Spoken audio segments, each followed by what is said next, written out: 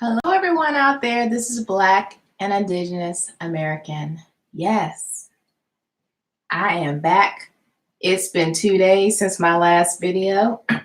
So, yeah, I'm on a roll now, right? So, as you can see, the name of this live video is Know Thyself, Astrology. And disclaimer, I am learning how to utilize astrology to understand myself more. And so I'm not claiming that I am an expert when it comes to dissecting astrology. However, I'm going to share with you guys what I have found about myself thus far through astrology. And so I utilize this book here.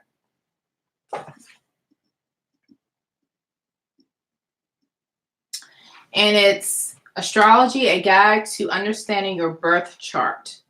Yasmin Boland.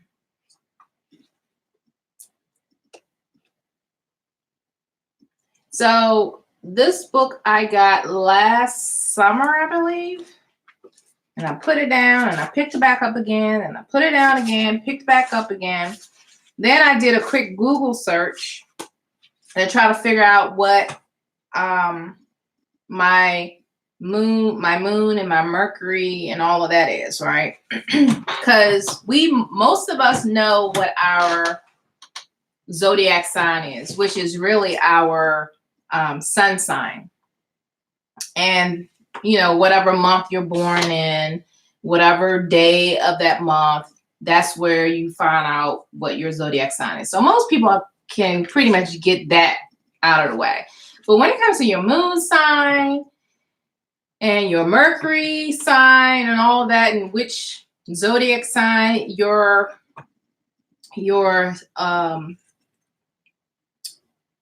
planet is in, it pretty much will dissect who you are with regards to astrology. So, like I said, I did a quick Google search with my birthday, and I do remember my mom saying it was early in the morning and it was dark. It was like early morning dark. She wasn't sure when I was born, what time. And unfortunately, on my birth certificate, it does not say what time I was born. I tried to contact the hospital that I was born and never got a call back. So it is what it is. I guess if I were to maybe show up at the hospital with ID, maybe this rinky-dink hospital will help me, but they may not even have those records, so whatever. So to be on the safe side, I decided to select 2 a.m. when I went on Google to figure it all out. Now, when I did a quick Google search, understanding your birth chart, it had this calculator that you can utilize. And it was on the first page of the Google search, and it probably was the first link. So that's the one I selected. And again, I put the city and state I was born, the date, the time that I thought I was born at that time, which I selected 2 a.m. just to be on the safe side. And then it asked some other questions too. But at the end of the day, this is what was revealed to me.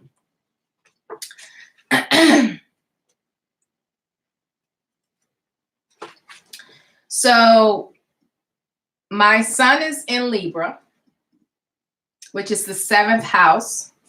And it took me a while to understand the houses and how that all works. So this book did help me understand how to read a birth chart. And so this video is not about how to read one. I'm just revealing to you guys what I found out about myself. But,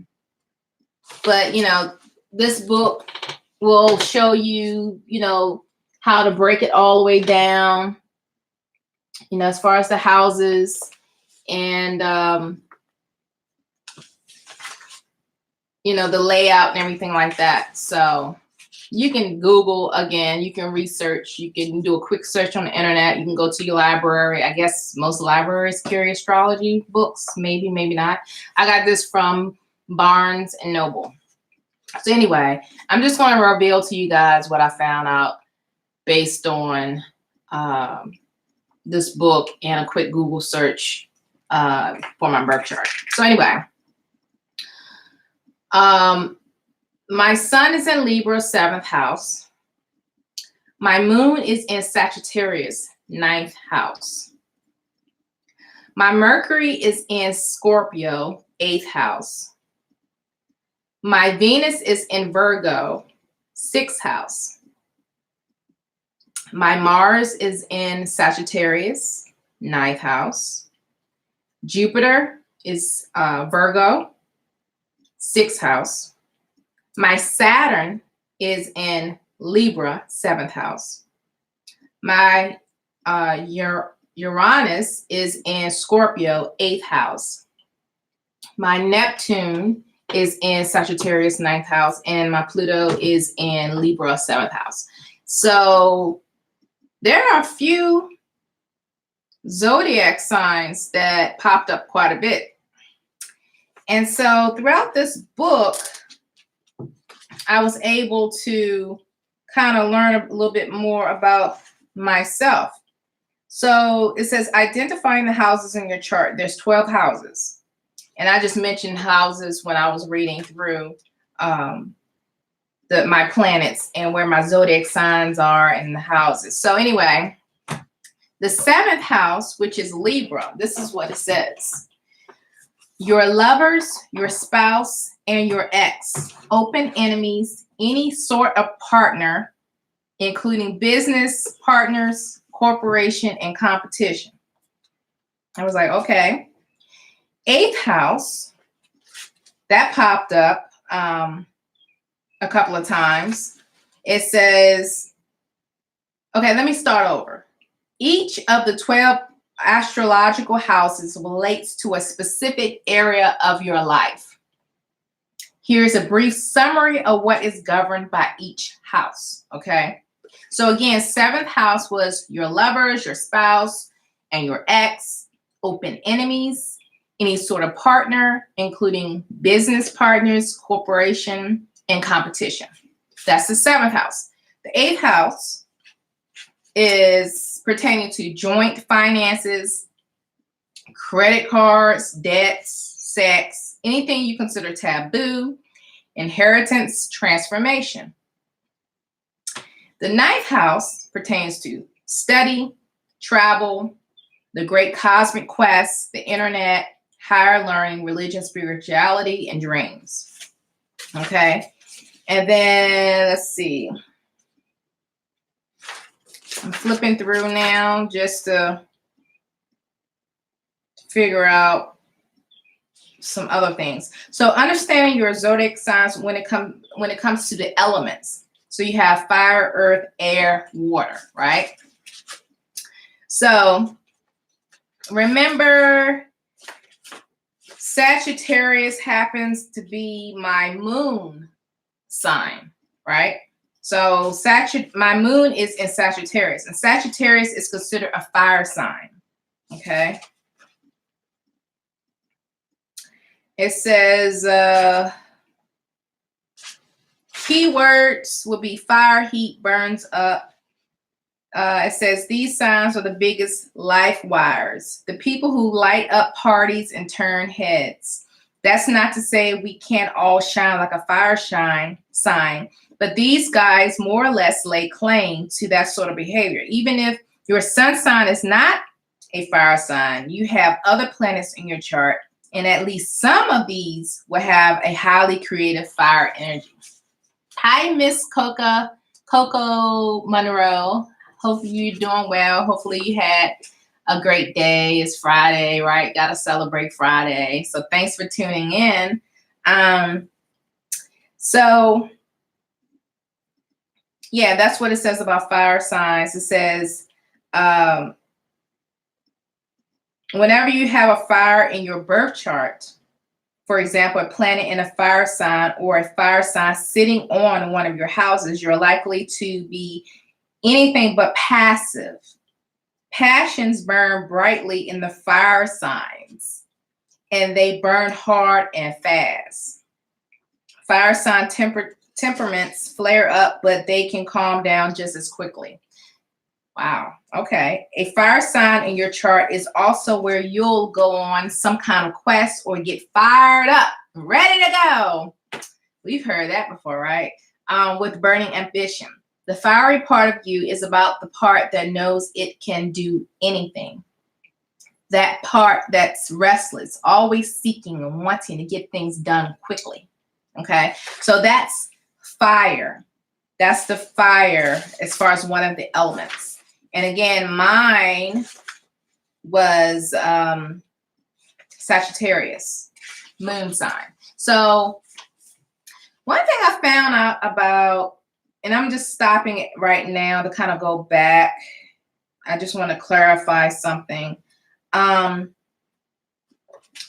Let's see. 197. While I'm thinking about it.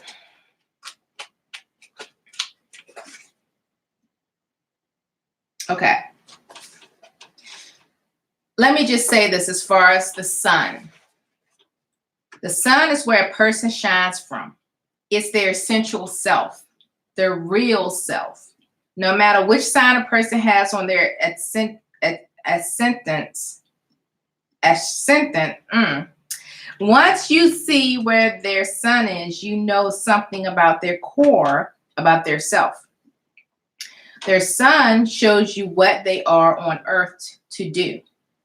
So adding the ideas for the sun to the ideas for the sign, you get the following. And then the sun through the signs. Okay. So remember, my sun is in Libra, which is in the 7th house. So it says all sorts of relationships, both personal and professional, are your focus in this lifetime. So that's like, I guess, my goal in life, being a Libra in this lifetime, is to focus on relationships, either personal or professional, which seems like that's the case for me. It says the moon. It says this indicates a person's needs, kind of hidden, right? It's not out there, you know. You kind of sometimes you keep it to yourself, or people that get to know you more so than just people passing by or associates. People that get to know you, like people if you live with them or whatever, they will get to see your moon sign, right? They'll get to see that moon when no one else sees it. So it says this indicates a person's needs. They need whatever is expressed by their moon sign and house to get by. The sign their moon is in tells you how they need it. And it also tells you about how they express their emotions or don't express their emotions. It tells you how to deal with their emotions. Then take a look at the house the moon is in. This shows you what you need, what they need. Remember, the moon moves through each sign in about 2 and a bit days. So it's a very personal placement. People born 3 days apart with likely have different moon signs.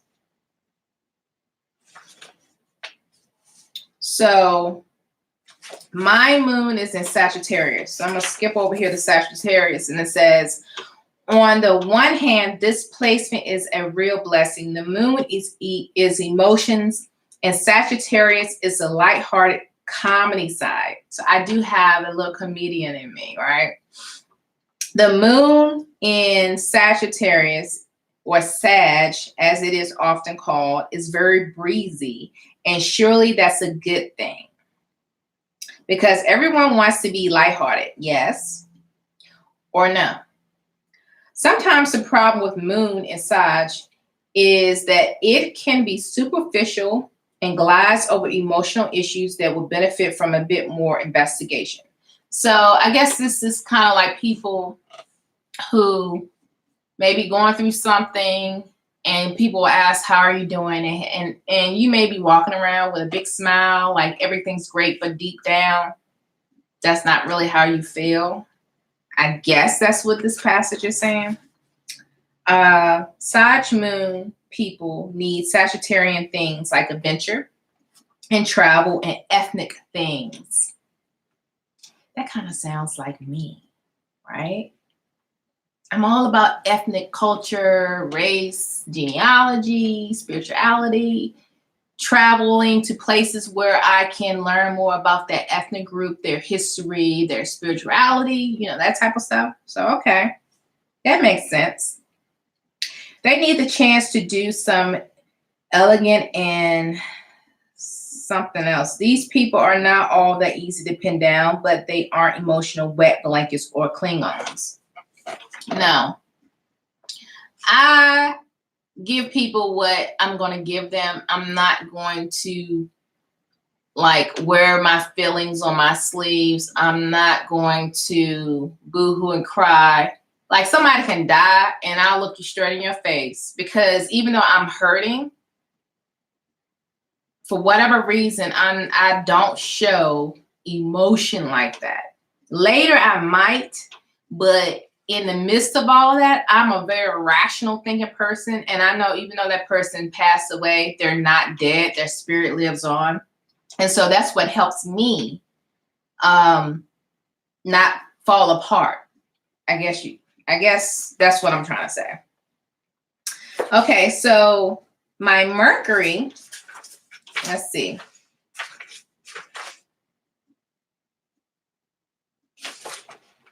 Okay, so let me kind of go back. Okay, so remember I said my sun is in the 7th house, and that's about relationships.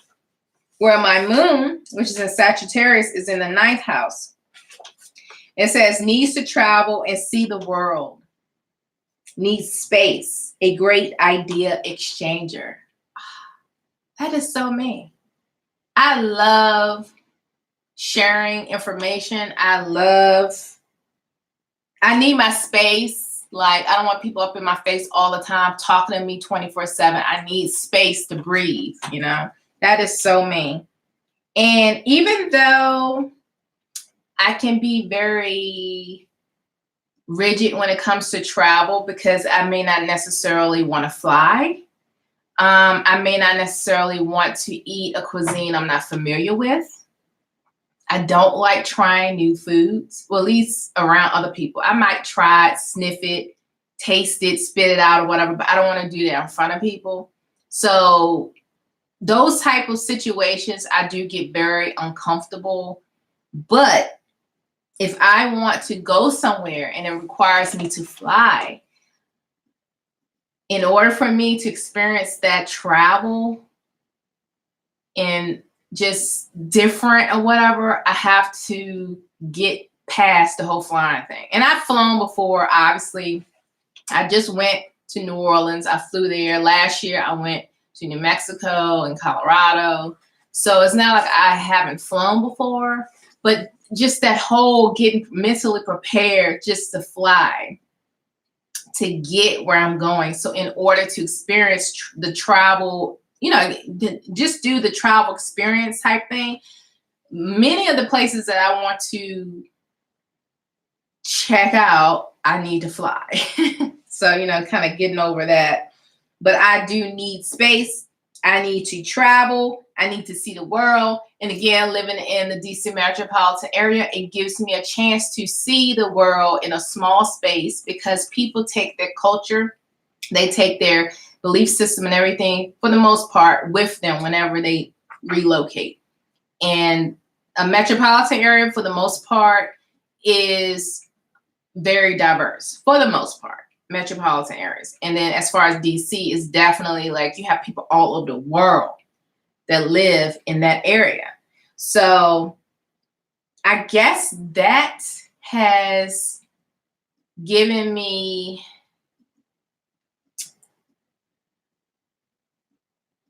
an outlet for the whole travel thing. So I kind of don't have to travel, because people from those places live close by, and experience a little bit of what it probably was like or is in their home country. So, but still, it's best to actually go there and just experience it yourself versus going by other people's opinions. But at the same time, many people bring that culture, their cuisine and everything with them when they relocate. And I say metropolitan areas, for the most part, you kind of can travel without traveling, if you know what I mean. Okay, so that's the moon. Now, the ascendant, which is the rising sign, it says below is a reminder of the salient points of each ascendant rising sign, which is also, that's what it means, rising sign. See also the description in chapter 6. You can take it further by thinking more about the characteristics of the zodiac signs. As you know, the rising sign is how a person comes across. And the sign of the zodiac, it's in flavors that. Okay, remember the rising sign is based on the time, date, and birth of place of birth. So two people born at the exact same time, but more than a few miles apart, will likely have different rising signs. This also means all their houses will be different, thus affecting their whole chart. So my rising sign, it says, which is in Libra, it says exudes beauty, balance, and harmony. I'm like, hey, I ain't trying to toot my own horn, but there you go. Exudes beauty, balance, and harmony. All I want is peace in this world. All I want is peace. I want balance, and I don't mind being attractive, right? Who doesn't want to be attractive, right? But I don't want to necessarily be caught up in exterior, right? I want that balance. I want not only the physical, but I also want the spiritual. I want the mental. I want balance. There's too many people out here now that is Instagram wannabe models and airbrushing and tucking and everything. And the exterior is attractive to many people. But what's going on in the inside? Is there balance or is it one-sided? You have the look that you think most guys want, but then, you just like this, like nothing, no life, no intellect, no nothing, just all about what you look like. And guess what, honey? You're going to be spending a whole lot of money trying to look like you did when you were 18. And there's a lot of people out there now that's tucking and tipping and cutting and slicing, trying to look like they did when they were 18. And they're like 85 years old, looking like clowns. But anyway, so that is my rising sun. Like I said, I mentioned before, my rising sun is Libra. So my Mercury is in Scorpio. So remember I said that. Now, Mercury is the planet of the mind. So the sign and house is in affects the way you communicate. Mercury is the mind planet. It zips around the chart quite fast, spending a few weeks in each sign. Remember too that Mercury goes backwards, retrograde. I think we have a Mercury retrograde this month. I think up to 4 times a year. So it's not that unusual to be born with Mercury retrograde in your chart. In that case, the interpretations are the same, although the energy may be less look at me and more turned inwards. Okay, so Mercury in Scorpio. So let me find that. It says, once you get to the bottom of things, I'm very direct. I'm like, okay, needs to know. I am an analytical type person anyway. I'm always researching. That's what I do for my job. So yeah, gotta know the facts, right? Probing, sexual mind, strong and silent type. Oh, I can give you the silent treatment.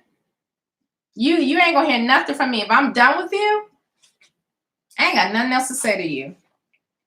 Loves mysteries. May wish to talk dirty. Has a dirty mind in a good way. Okay. That's probably why I got caught up with romance novels. I got caught up real deep in romance novels. For real. Anyway, let me sip some water.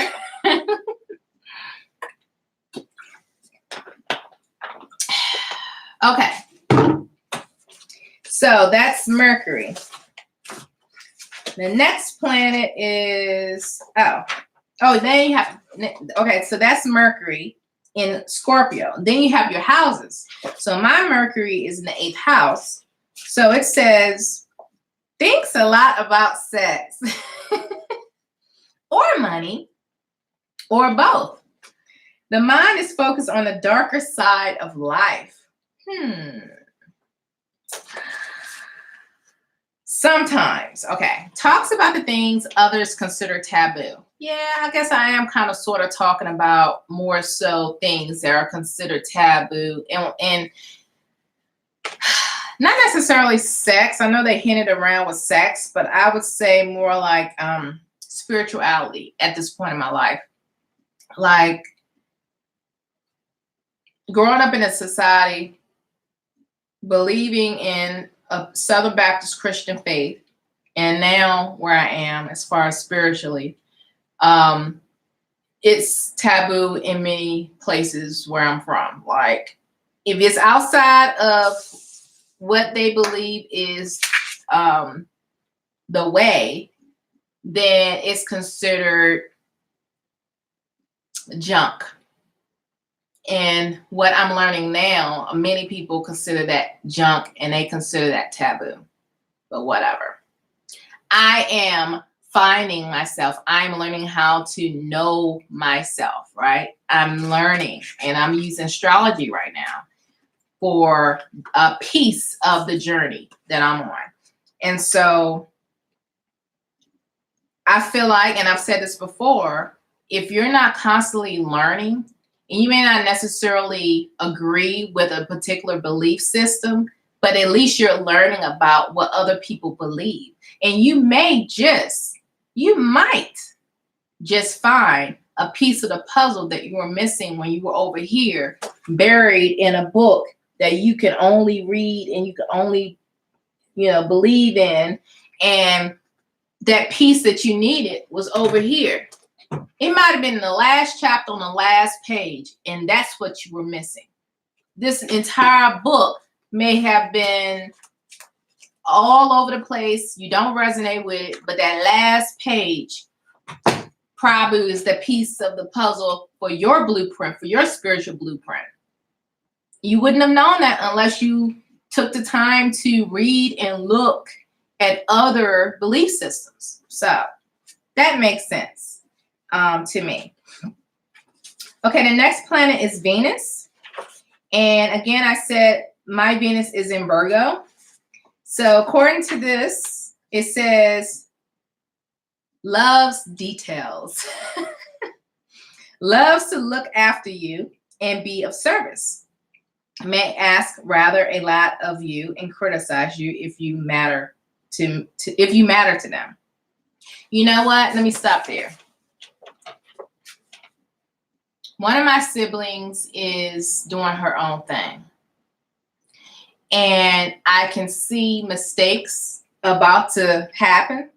And I've learned over the years to keep my mouth shut because grown people are going to do what they want to do.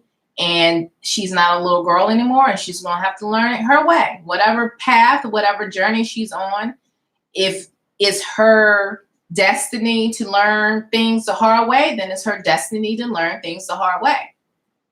But if I care about somebody, I have this thing in me. It's like, I want better for you.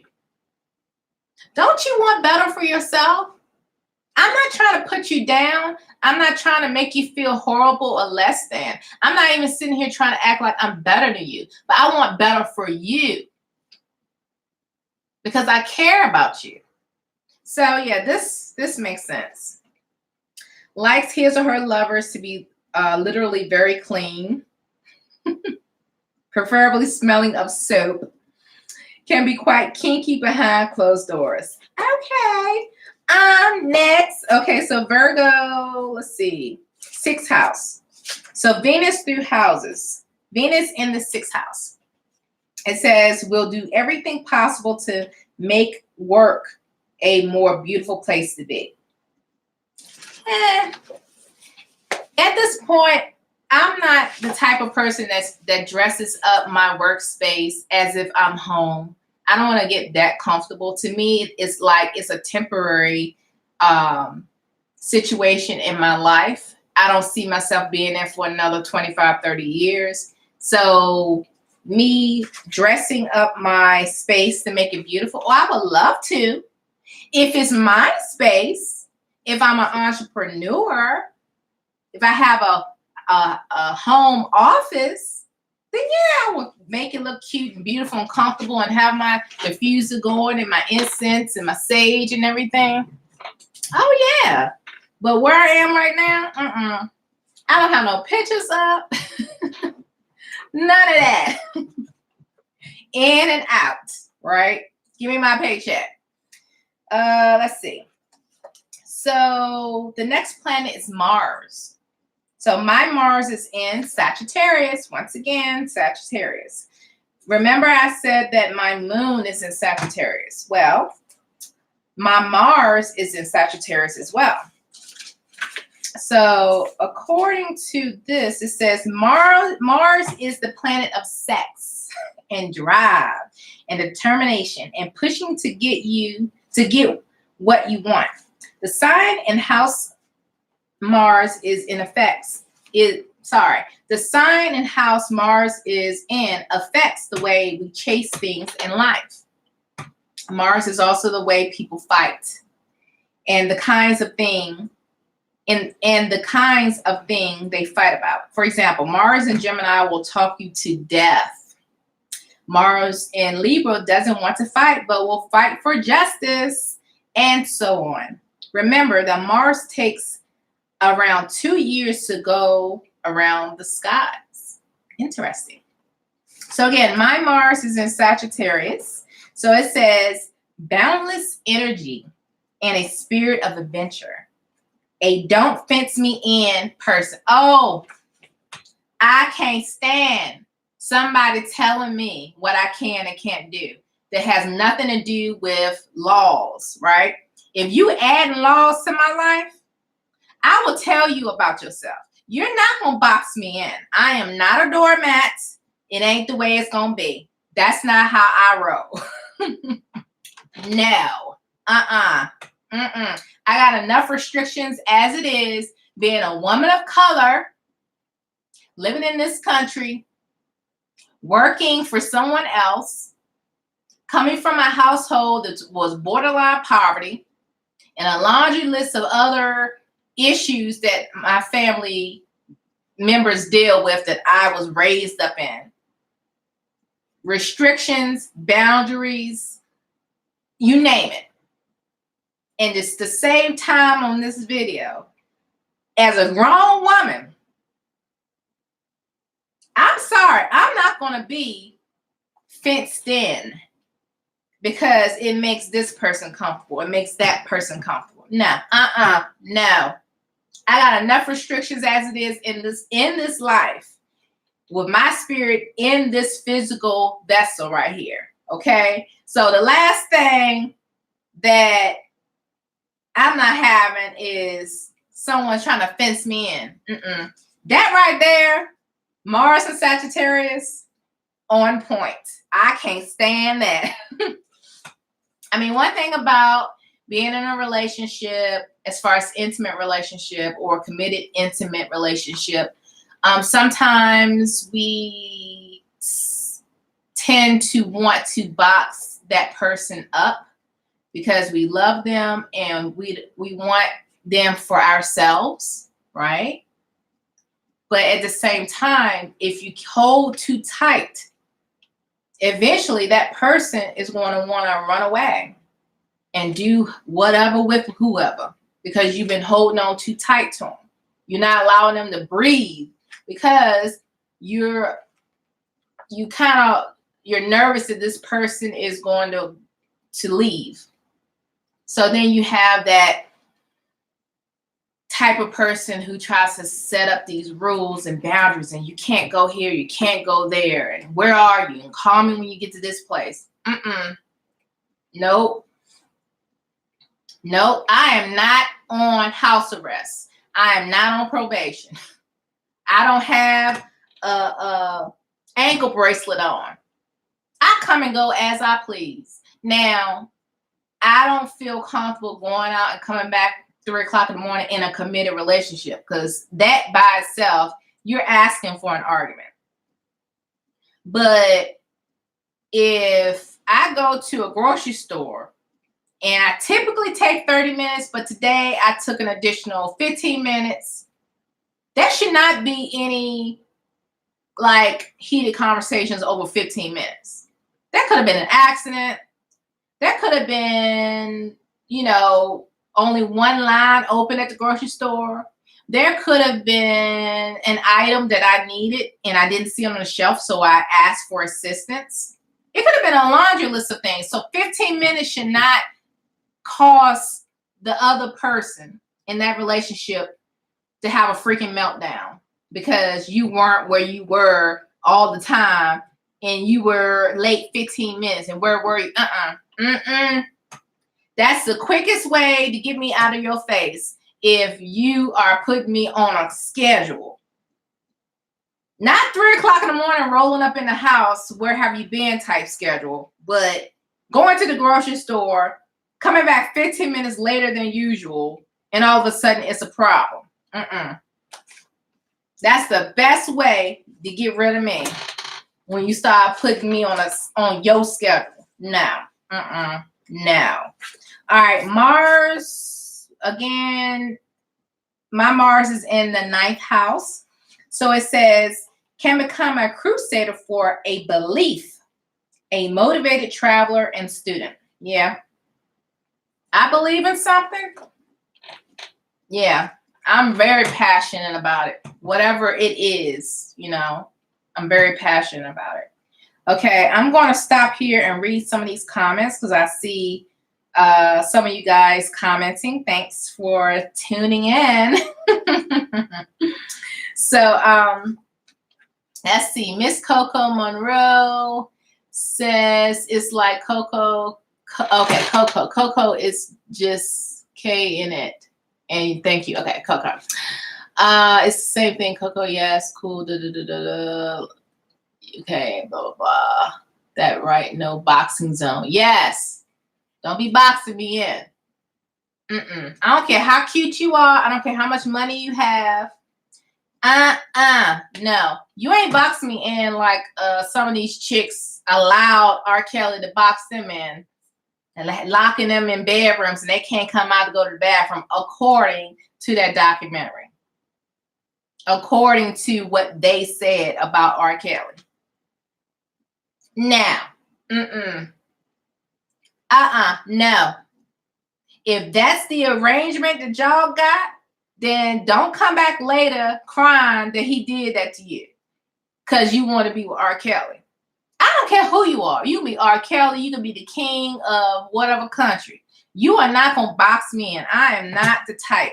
Yes, you have plenty of women out there who will swallow their pride just so they can be with a celebrity or a man of power or a man with a lot of money. Y'all can have that. You can have that. You sitting there pretty and cute and from head to toe dressed because he wants you to look like a supermodel 24/7. But at the same time, you're not free. You're his plaything. And then he got his playthings on the side whenever he travels to different towns and stuff. You know how that go, right? You ain't the only one, boo. There's plenty of beautiful women out there that are willing to play that man's game just so they can say they was with somebody that was famous. Y'all can have that. Y'all can have that. No, thank you. Let's see. Sweets. I'm going to call you Sweet. Hello. It's good to see you on live. Hi, Sweets. It's nice to see you comment again, and thanks for watching. That's a deal breaker for me. I am a birth being free. Yes, Sweet. Yes. Thank you. Thanks for watching my video. I'm glad that you're enjoying it. Okay, back to astrology. All right, so the next planet is Jupiter. And my Jupiter is in Virgo. So according to this, it says Jupiter. What about your Jupiter, the planet of good luck? Arguably, Jupiter simply amplifies the characteristics of the sign it's in. The only caution with Jupiter is excess, overdoing it, and complacency. Wherever you have Jupiter in your chart, of course, things are likely to flow more easily for you. Jupiter takes around a year to move through all the signs. So again, my Jupiter is in Virgo, and this is what it says. Pays a lot of attention to detail. There's that detail again. Critical, terribly practical, and down to earth, matter of fact. Yeah. The critical thing used to be something that I dealt with a few years ago because I had this, again, matter of fact type mentality. And I was more critical of myself more so than other people. And I had this vision that I thought I should be partaking in at a particular point in my life. And I was so critical to my own self. And so if I'm critical to myself, of course I'm going to be critical to other people. Of course. And this is an example. I wanted to graduate from college in 4 years on time, right? And I was all bent out of shape thinking I wasn't going to graduate. Not because I procrastinated and I messed around in school and didn't do my work. I was on the dean's list. I was honor society, Golden Keys, honor society, all that, right? I was about my business. But I say all of this because for me, back then, I felt like I had to graduate in 4 years. And all them people that didn't graduate in 4 years, I was like, so you just messed around? Or why didn't you graduate in 4 years? You know? So if I'm critical with my own self, of course, I'm looking at the next person like, so what happened? I got over that over the years. I definitely got over that. I learned to not be as critical towards myself. Usually if you're focusing on yourself and you can forgive yourself, then it's easier for you to forgive other people. So I had to learn how to be less critical of myself. And while I was being less critical of myself, I was loving myself more, where I was positioning myself to do better. But I had to lay off of my own self criticism. You know, I had to lay off of that in order for me to do better for myself. So if I'm laying off of myself, that means I'll eventually lay off of being critical to other people, and then I can do better. So that makes sense. And I'm definitely down to earth. I'm really, really down to earth. It depends on the situation and who I'm around. If I'm in an atmosphere where I'm around a group of people that I don't relate to, I could be very conservative and matter of fact and professional. And I speak very well. I pronounce my words very well. And I pronounce them very European white well. Because when you work in corporate America, you have to present yourself in a way that's less threatening, if you know what I mean.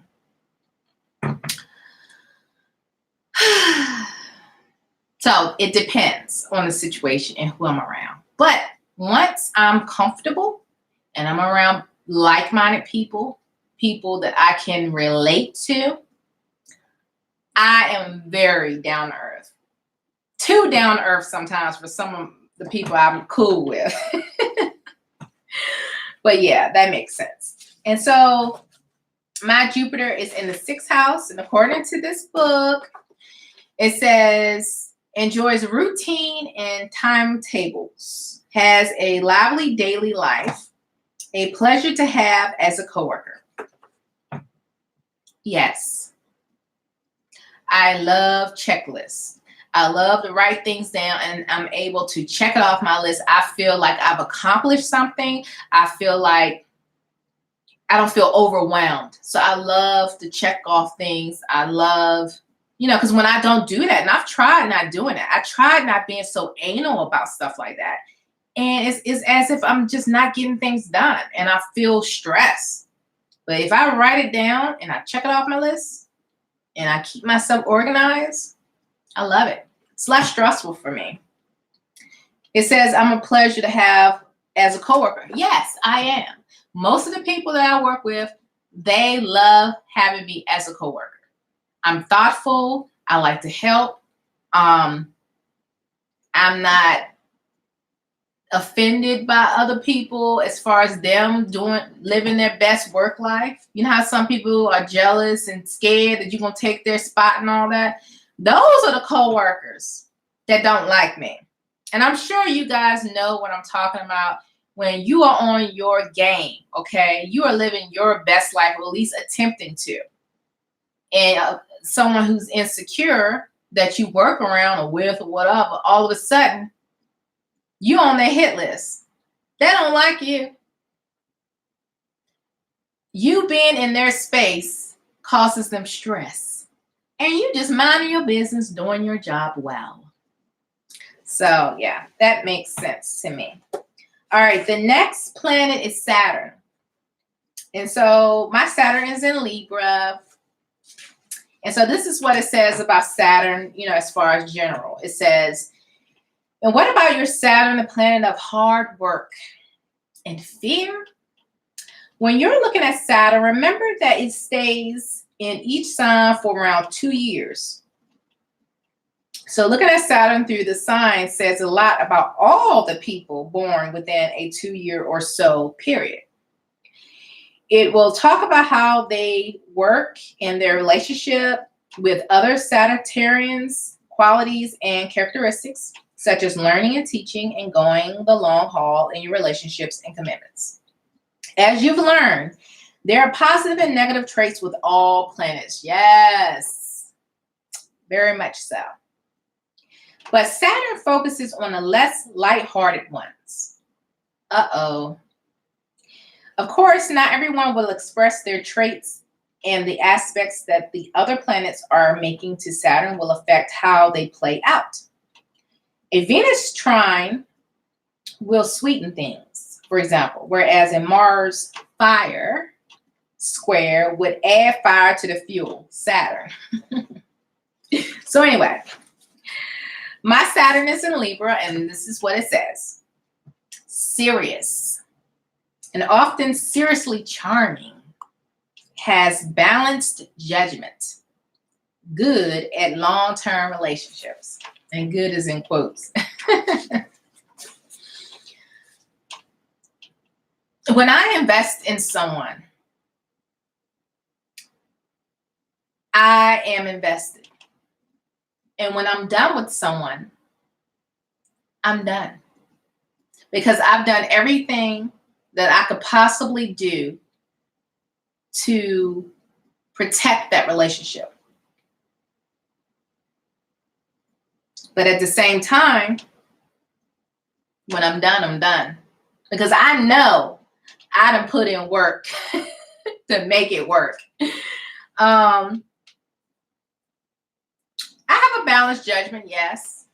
Some people get a little annoyed when I don't take sides, or I'm trying to understand why someone acted a certain way. I'm trying to understand why someone did X, Y, Z, right? Yes, I saw this person run the red light. Now, if I was a cop, of course, my job is to go flag them down, question them, and still give them a ticket because they still ran the stoplight or the stop sign. I'm like this. I'm kind of like this type of person. Well, maybe that person had a lot on his or her mind. Maybe that was the first time he or she ever ran a stoplight. Something's off here. I'm not going to automatically think that person ran a stoplight because they robbed the bank or they did something illegal and they're trying to get away. Maybe that person, that's just me. That's my brain, like analyzing like all the different scenarios of why this person ran the stop sign. Now, if I was a judge, yes, it's the law officer's job to write the ticket. But if that person goes to the court and they go there and say why they ran the stop sign, and as a judge, I'm sitting there like, okay, you ran the stop sign because your daughter was choking in the back seat. And you panicked, and before you knew it, you ran the stop sign. That type of stuff. Then I was like, okay, well, yes, you ran the stop sign, but I can understand temporarily you were distracted, you panicked. I'm not going to hold this against you. I'm going to give you a warning, whatever the judges do, give that person a pass. However, if this person has a track record of breaking all kinds of traffic laws, and you constantly, as a judge, you're seeing this person, it's like a revolving door. Every few months or so, this person's back in court trying to dispute a traffic violation. No, the judge and me will throw the book at them. I'm like, no, you've gotten 15 chances to get it right, and you still, for whatever reason, can't make a complete stop at a stop sign or whatever. No, you're gonna get it this time, because you've gotten all the chances in the world to get it right, and for whatever reason you still want to run the stop sign. We have you on tape or camera or whatever. No, your luck has ran out today, buddy. Okay, so yeah, that makes sense for me. And then Saturn in the 7th house, it says, learns the most important life lessons via relationships. The true lover needs to love more lightly. This can be a tricky placement if lovers are not chosen wisely. Otherwise, great for relationship longevity. Okay. You know the saying where they said love is blind? It is so true. Oh my goodness, it's so true. Once I am invested in a relationship and I love that person, I do have my line. And if you cross it, I'm going to cross you. But you do have people that know where my line is, and they keep pushing and keep pushing and keep pushing because they know I'm invested. But they know if they cross the line, it's over. So I've learned thus far in my life that if I ever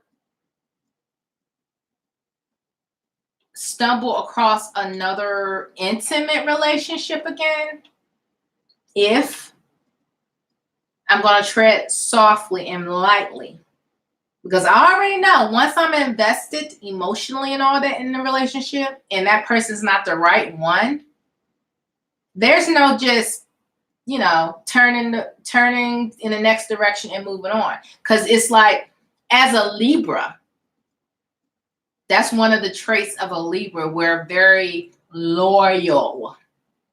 And it takes a lot for us to step outside of that loyal relationship. It takes a whole lot, because once we're in it, we're in it. And that's just how Libras, for the most part, are. It's like we don't like bouncing from one relationship to the next. Once we are in love with that person, we are invested.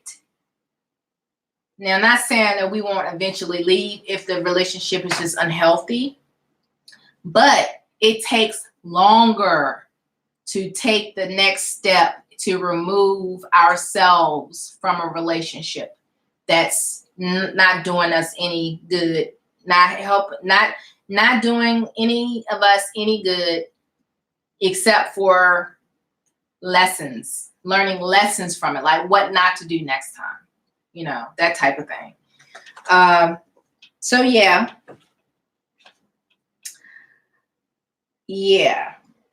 that's definitely on point as well.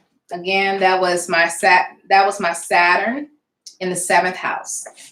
And so the next planet is Uranus. It's in Scorpio. So Uranus, it says, and what about the maverick planet of chaos? Uranus. Uranus takes about 84 years to go around the zodiac. Wow. That's a long time. That is a lifetime for some people. 84 years. And if it's in a wrong zodiac sign or house or whatever, that's a long 84 miserable years. So anyway, it says, which means it stays in each sign for about 7 years. Okay, wherever Uranus goes, there is disruption and progress follow. Because Uranus stays in each sign for such a long time, lots of people born within a 7-year range will have Uranus in the same sign. Thus, whole clusters of people seek to do the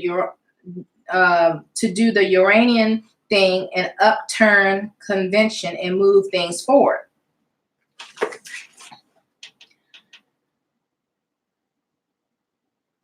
I think an example of this would probably be the current clown in office. The clown of the United States of America. I believe he was appointed to be in that position because his role was to disrupt the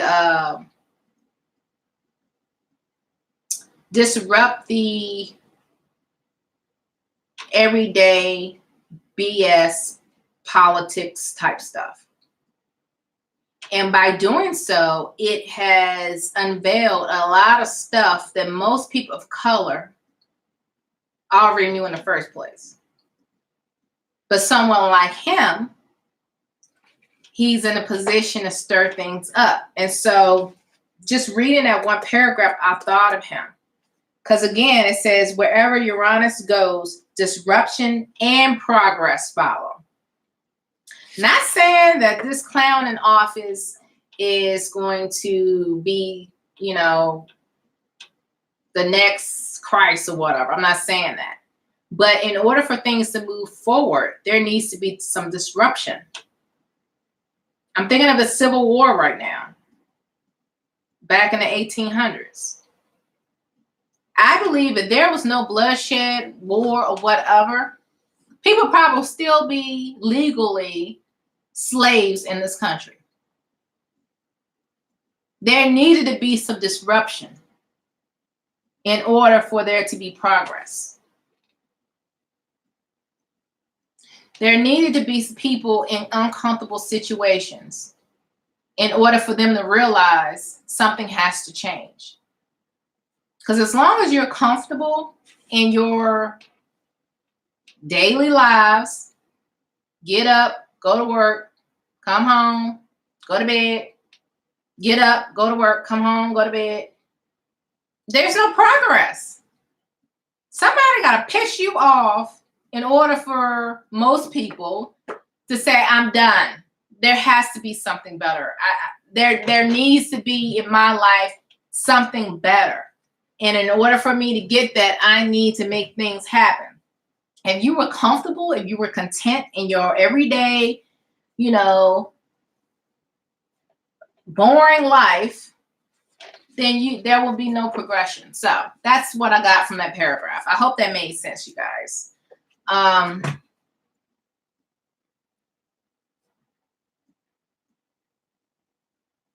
Okay.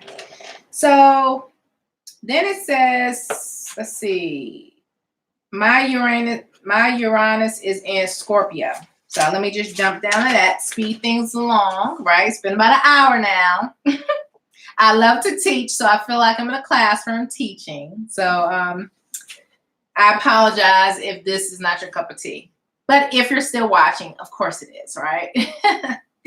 Okay, so Scorpio. It says, sexually progressive. Really? Upturns fixed ideas. Needs to avoid vengefulness. Ooh. Often has highly charged emotions. I would say like a volcano. I can be like a volcano. Because I can bottle things up. And I'm in my head, my brain is going 1,000,000 miles per hour trying to find a reason not to blow up on somebody. Well, maybe she had a bad day, or maybe she got cut off right before she came into the office. Or maybe the AC broke in the house and she's hot and miserable. Or I'm just thinking of all the reasons why this person is acting in such a way. And that volcano is just boiling. I mean, it's boiling. And I'm trying to keep it down. I'm trying to keep it down. Keep it down. It's not that bad. That's not my problem. It's her problem. It's his problem, not mine. Still going on by my business, acting like it don't matter to me, right? Acting like it does not matter, because when they go low, I go high. Isn't that what Michelle Obama said?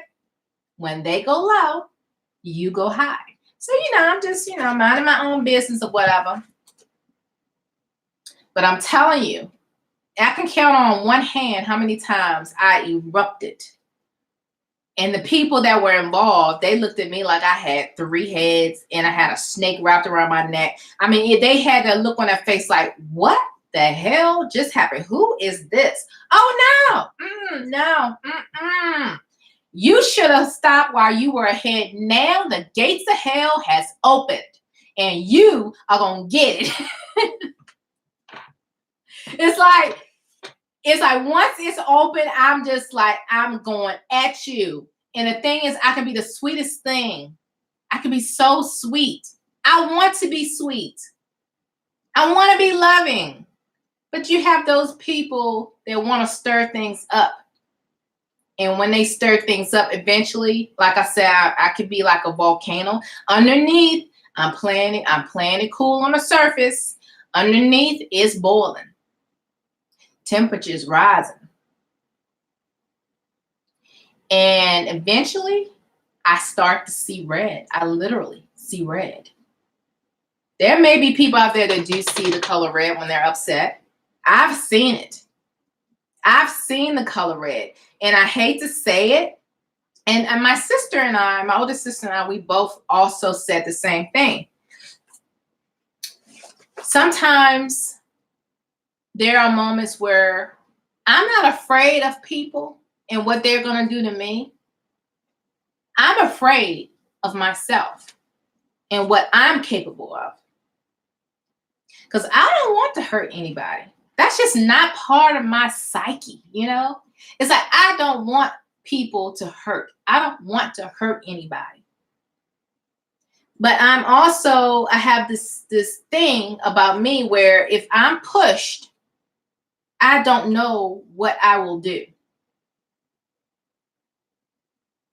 And that's a scary thing. You know how some people, you watch the news, you're like, what in the world? What happened? Like, what was going on in his or her head? Like, why did he or she snap like that? Like, I don't get it. That was their eruption. You may have seen somebody cut them off, right, in traffic. And then they just bug out and start shooting people, whatever. I really do believe it was just some pimped down, volcanic, boiling, just oozing over. And that was the last straw. It was the last straw. And so outside looking in, you don't get it. All you know is this person is on 11 o'clock news. You see their mug shot and you like, what in the world? What? Why would somebody blow up over, like for instance, let's say you're at a restaurant and the waiter, I don't know what the waiter did, but you just had it. You've had enough. And it's probably something going on for months. And this was the last straw. And you know what? That waiter had nothing to do with it because it was something stupid. But that waiter may have, I don't know, looked at you wrong or something. And you just flip out. Now you're in handcuffs. Now you're on 11 o'clock news for, whatever. You're like, what in the world happened? Like, I don't get it. People crazy. That's what you think, right? But you don't understand that a lot of these people, they have so much in them that they needed to release, and they didn't release it in a safe and healthy way. So this is something that I am working on. Not necessarily that I'm going to go cut people's, heads off or whatever. I'm not that type of person. But if I'm around a particular person that I've given them 1,000,001 chances to get their life, and once again, this person has struck me the wrong way, it is on. And all of a sudden, I'm the one with the problem. Really? I'm the one with the problem? You weren't just instigating an argument. I was over here minding my business. But no, not today. You caught me at the perfect time because my moon cycle was on and I'm ready to roar. They're like, what the hell is this? I thought you were a floor mat. Nope. I'm not a floor mat. You got me mistaken. You mistaken my kindness for weakness. Now you're going to catch it now. And so, yeah, working on that. Me just kind of keeping things to myself, trying not to rock the boat, just, focusing on high vibrations and law of attraction and everything like that. But at the same time, if you don't feel whatever you are trying to manifest, then that process is halted. If you don't get out that negativeness or whatever, like if you have to get up and walk out of a room and breathe, then do that. Then just to sit there being in that negative energy because of somebody problems next to you. Sometimes you just have to get up, breathe, get yourself together, pray, call on your angels or your spiritual guides or whatever to get you through. I know I stayed on that one for a while, right? And so the 8th house, it says sexually explorative and non-traditional.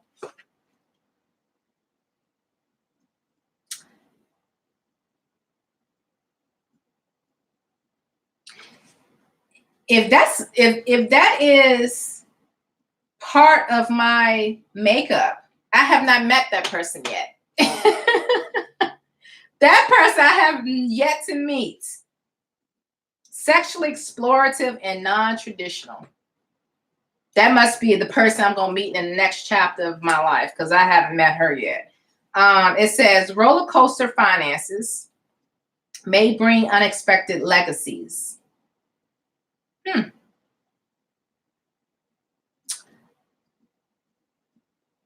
I don't know if that means I'm going to win the jackpot lottery. I don't know what that means. But anyway, the next planet is Neptune. And my Neptune is in Sagittarius once again. So anyway, Neptune, it says, now we come to the planet of dreams and soulmates. Again, this is a very slow moving planet. And therefore, it's considered generational. Uh-oh. Neptune takes about 165 years to go through all 12 signs, staying in each one for approximately 14 years. Note that the downside of Neptune is confusion and disappointment. So wherever Neptune is found in your chart or goes by transit, disappointment or confusion can follow.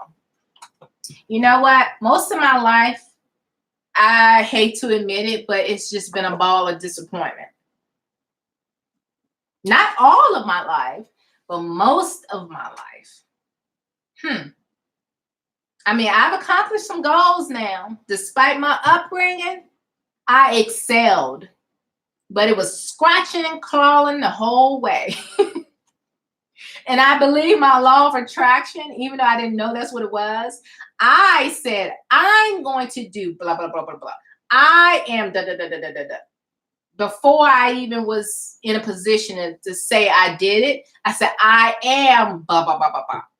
I'm getting up out of this town. I am going to blah, blah, blah university. I am going to graduate in blah, blah, blah, blah, blah. I am. So that probably helped me along the way, and I just didn't know it. But yeah, Neptune is no joke, apparently. So again, my Neptune is in Sagittarius, and according to this, it says dreams of travel, idealistic, seeks to merge with life through travel and study, utopian. I thought about that movie, Eat, Pray, and Love. Remember, if you haven't seen the movie, I suggest you see it. It's based on a book. Julia Roberts played the main character. And I absolutely love that movie. I could see myself just traveling the world, you know, finding myself in different cultures, right? And falling in love, right? Not only with other people, but with myself. And there's another movie that's on Netflix called Juanita. And to me, that movie almost resembles the plot to Eat, Pray, and Love. So again, it's called Juanita. It's on Netflix. And just a quick spill, right? Juanita, her she met new people and new loving relationships. And the way the movie ended, and I'm not going to say how it ended, but the way the movie ended was like she makes her own moves.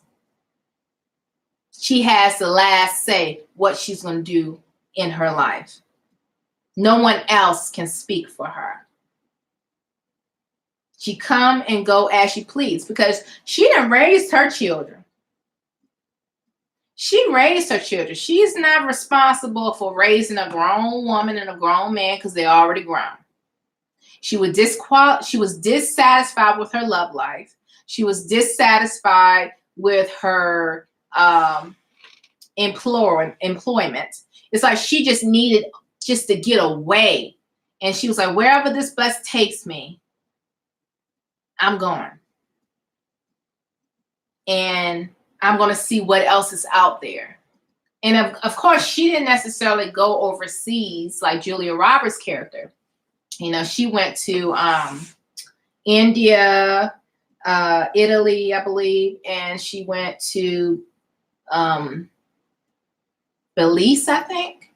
So anyway, I suggest if you guys have Netflix, check out Juanita.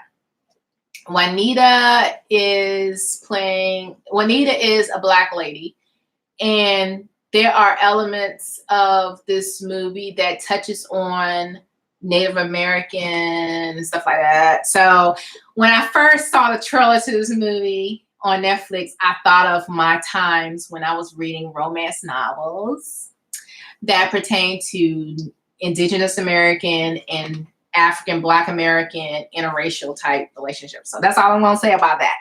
Then again, the movie is called Juanita. And Blair Underwood is in that too, by the way. Okay, let me read some of these comments. Let's see.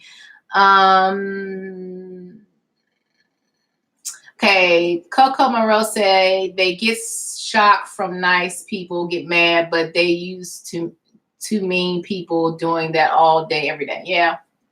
Sometimes a bully needs to get punched in the throat. And usually when a bully gets punched in the throat, he or she now is your best friend. Not always the case. But you know, that's kind of the thing. Like they have to push you to be that lion that's within you. It's like, it's almost like that's one of their tasks in this life, is to be placed in your path to push you so you can recognize how strong you are. Because you may not want to hurt anybody. You want everybody to be nice and hold hands. But there are times where you have to see, you have to understand, you have to recognize your strength and your power. And sometimes you got to punch people in that throat. Now, I don't promote violence or nothing like that. But I believe those type of people, those bullies, even though it sucked to be bullied by them, they have a purpose.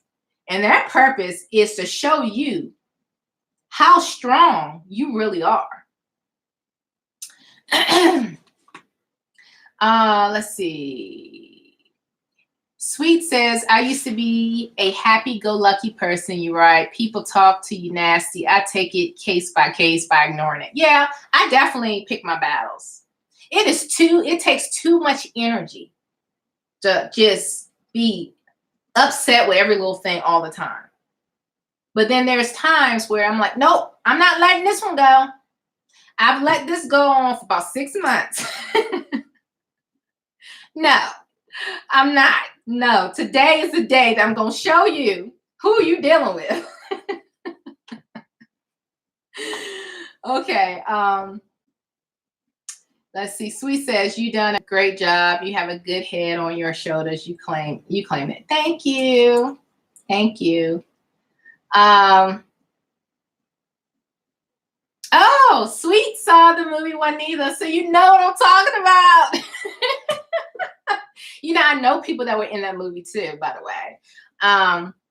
During that one scene at the powwow, there were 2 dancers there and a drummer, and I know who they are. One lives in Virginia, the other one lives in Maryland, so I know who they are.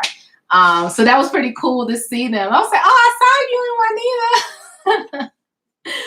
So, and that was actually when this person who's in this movie that I was telling you about as an extra, he was like, oh, you should check out the movie Juanita. I'm in it, you know, da da da da.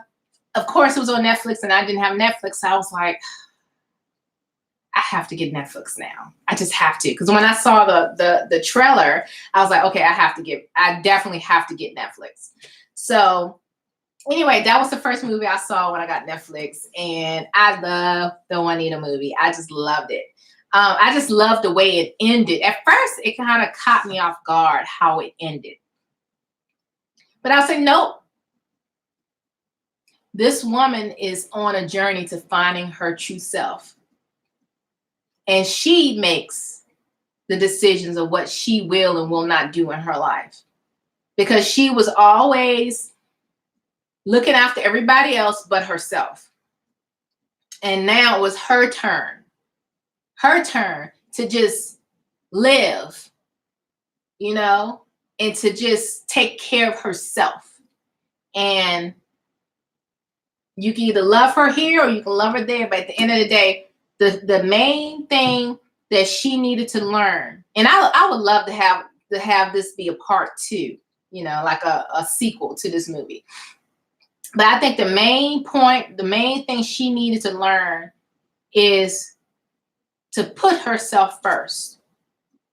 Because she's not benefiting anyone else if she's neglecting herself and her self-worth. So, for those who have not seen Juanita, I suggest you check it out on Netflix. Let's see.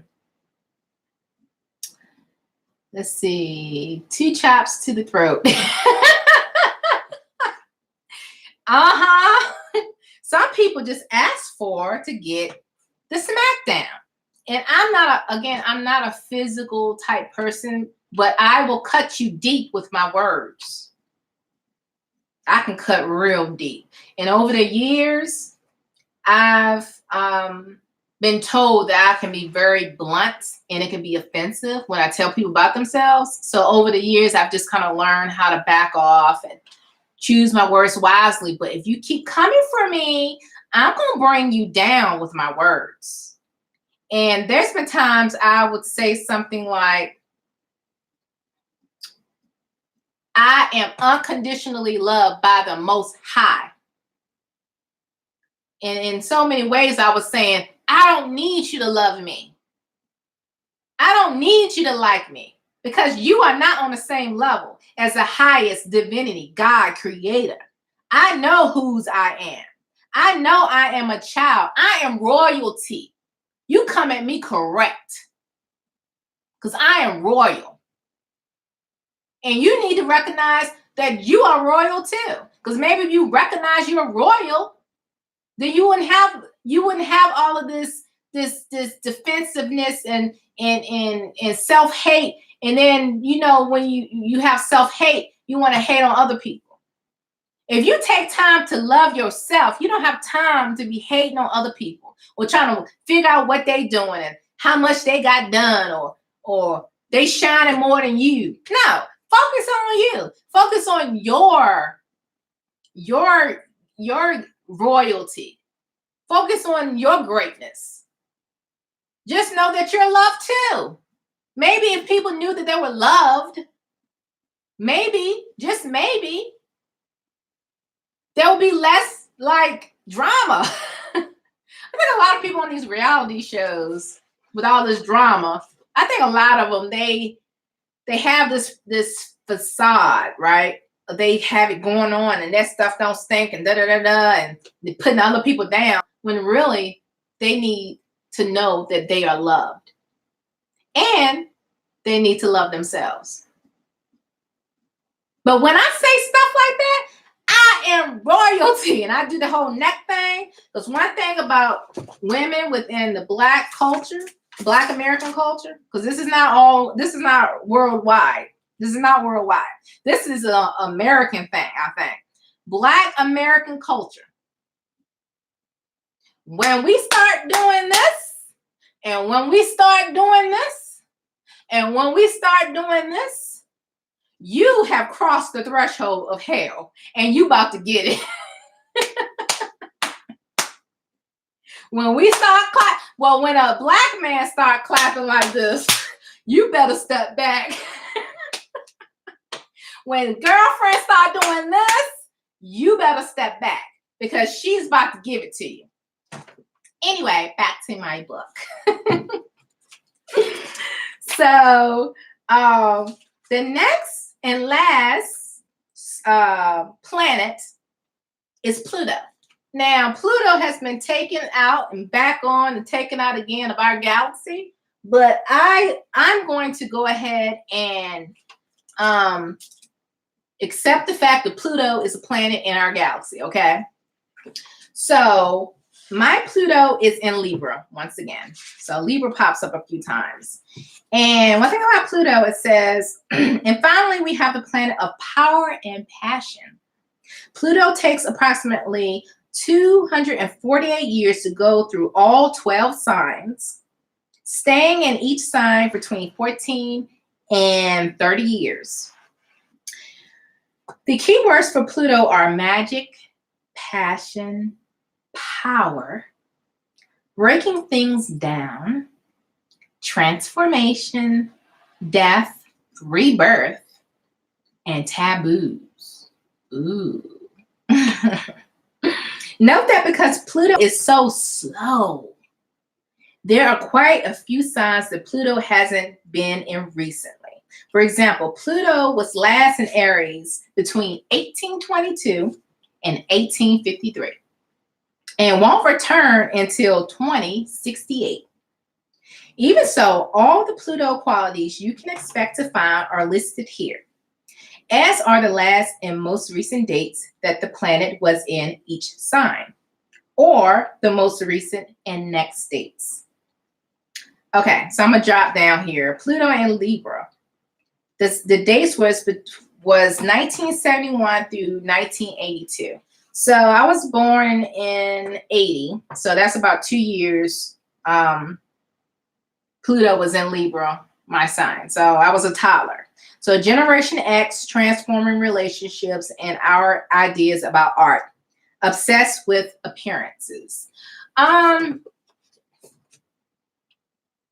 wouldn't say I'm obsessed with, let's say, vanity. I'm not. If I was obsessed with vanity, I would have nails done, face beat it up. And when people say beat it up, that means you got all this makeup on. I would have my hair out, maybe straightened, or maybe have a wig or some extensions so it can look bouncy and flowy, maybe. I would have, like, whatever fashion that's in, I will be all on it from head to toe. I don't care about stuff like that. The appearance that I do care about is, do people see me as the angry Black girl or the victim or whatever? I never want to be seen as a victim. Ever. I know there's plenty of people that play the victim card or the race card because life is so hard and they need to pay for what their ancestors did to us. I'm not a charity case. I'm not a victim. I'm standing. I am a reflection of my ancestors' strength to continue despite everything that happened. I am proof. I am proof of survival. I am a reflection of survival. No, I'm not going to come after you. I'm not going to curse you out. I have my moments, but you got to really push it. And it's probably someone who I actually love that catches it from me versus somebody I'm like, you know what? I don't like you. You don't like me. I don't have to deal with you. I'm not related to you. So I'm not going to get so emotionally caught up in that. But if I love you, it's on another level because I love you. But yeah, the whole appearance, like, everybody else but white folks are bringing down the country, right? A welfare baby. Oh, based on sociology, based on my upbringing, trailer park country, barely making it, poverty level, I was supposed to have been on drugs, alcohol, babies out of wedlock, not married, and a laundry list of other things, in and out of trouble, based on sociology. And I remember when I was taking that class, I think I took that class either in college or high school. And I got a little irritated just reading this type of stuff, because this is how some people empower how they label people. Well, if you came from that neighborhood over there, then you're trouble. Or you're draining our society because you come from over there. Now, when it comes to appearance, I do not want to appear to be draining a community. I don't want to appear to be the type that's going to just haul off and slap you, even though I might be thinking it if you be pushing my buttons. But no, I go high when you go low. So I think sometimes some people that want to push your buttons, they actually want you to react the way they think that you're going to react. So they can say, see, I had the right to do X, Y, and Z because see how she act? Mm-mm. I have a problem with that. So yeah, so that's Pluto and Libra. Again, I wouldn't say I'm obsessed with appearances, but it does kind of rub me the wrong way when people put you in a box based on what you look like, where you come from, and they automatically think that you're trash or whatever, right? Okay, so Pluto is in the 7th house for me, according again to the 2 a.m. birthday time that I was born or whatever. And again, I'm not sure the exact time that I was born. I'm not sure, but I played it safe and I chose 2 a.m. So anyway, last house, 7th house, it says a passionate lover who must avoid controlling partners or attempting to control partners.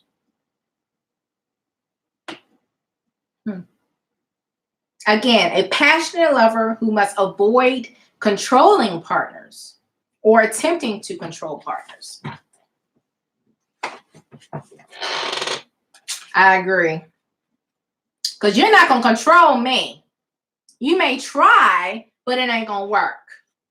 And I've had some experience with those who would take my kindness for weakness and think I'm a doormat. Once you cross me, you gonna know. You better not close your eyes. Especially if I love you, because I'm gonna let you know about yourself. Now all of a sudden you didn't know what you signed up for. No, you thought I was a doormat, right? You thought that I was so sweet and nice and you can kind of control me and what I do and You got the wrong one. I am not the one. You're not going to control me. Now on the flip side, I expect X, Y, and Z for whoever's in my life. And at the same time, I have to learn that everyone has their own walk. Everyone has their own path. Now, I'm not necessarily talking about a spouse or intimate person in my life as far as romance. I'm just saying anybody. Like if I care about someone and I see that they are choosing to make, choices that's not for their highest good, and I say something, sometimes they may think I'm trying to control their life. And I'm sure I probably come across like that. And over the years, I've had to kind of step back. I've had to step back and just be okay with them making mistakes. But I also say, don't come at me telling me that your life has fallen apart and think I'm going to step up and rescue you, because I'm not doing it. I remember when I was coming up, and my parents always said, you get in trouble. And this is before they knew my character, I guess, because they was basing me on another relative and how they decided to live their life. So me being younger, they was like, well, if you get in trouble with the law, you just have to sit there and think about what you did, because I'm not bailing you out. And I have the same mentality as a grown woman now. I'm like, okay, you grown. You're going to do what you want to do. That's your life. I love you and everything. And I'm saying in the back of my head, but when it all falls apart, don't come knocking at my door. Don't call me. Don't email me. Don't text me. No, I'm not going to bail you out. I'm the last person on your list you need to contact. Now, before everything falls apart and you're willing to receive good advice or some kind of wisdom, and I see that you're trying, I got your back. But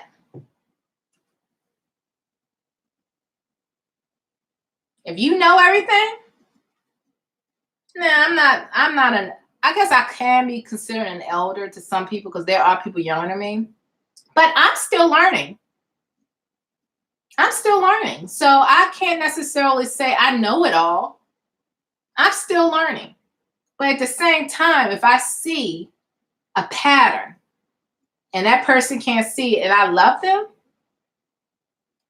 and then I get backlash for trying to, on not directly, because I know sometimes I can be blunt, kind of a roundabout way, and I get a pushback, I'm like, okay, do you, boo? Do you?